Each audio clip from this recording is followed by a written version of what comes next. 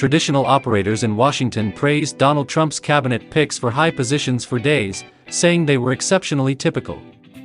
With Susie Wiles at the helm, the White House would be well organized. In foreign policy, Marco Rubio would stay out of trouble.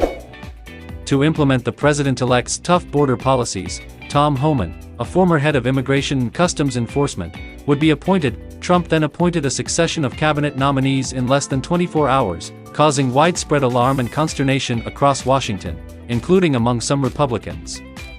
At the end of the day, on Wednesday, Trump nominated Representative Matt Gaetz of Florida to be Attorney General.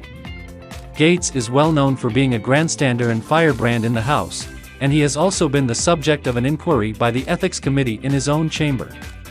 Tulsi Gabbard, a former congresswoman and Democratic presidential candidate for 2020, was appointed by Trump to the position of Director of National Intelligence, while Pete Hegseth, a host on Fox News, was named Defense Secretary.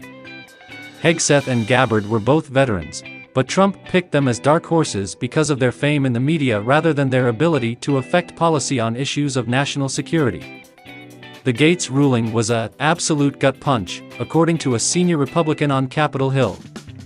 They won't be able to get the clown car into the White House, with Wiles heading its operations, according to Trump associate and former political strategist Roger Stone, who shared Trump's comments about nominating Gabbard before even Trump himself did, just days earlier. On Wednesday, it seemed like that was no longer the case, at least according to longtime party insiders and traditional operators.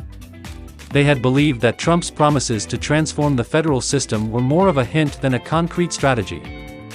Lots of people in Washington, including some of Trump's own supporters, are confused about it, and it's making them doubt that the second Trump administration would be more professionalized than the first. This is in contrast to what people expected after Wiles's and LaChivita's very disciplined campaigns. This is going to be a real test for Trump's relationship with John Thune, the newly elected Republican leader of the Senate. Trump is not only daring them to oppose his cabinet nominees, but he is also pressing for them to utilize recess appointments to install them. Republican strategist and former Trump appointee Matthew Bartlett stated, "We went from some solid picks, to some interesting wild cards, to some that are more than controversial, no way confirmable. The U.S. Senate is being dared by Trump in this. There may be a constitutional problem right from the beginning of Trump's second term if he tries to hijack the Senate and install members during recess." The fact that Gaetz accompanied Trump on his Wednesday visit to Washington, D.C. was observed by those in Trump's inner circle. One source involved with the discussions said that just the night before, some in Trump's inner circle thought that Robert Jufra, the head of Sullivan and Cromwell, and Andrew Bailey, the Attorney General of Missouri, were among the leading candidates for Attorney General. One source close to the situation claimed that not everyone in Trump's inner circle was happy with his choice, but that in the end, it's up to Trump. "Yeah, I don't know," Republican Senator Lindsey Graham of South Carolina said, and asked by CNN for a reply.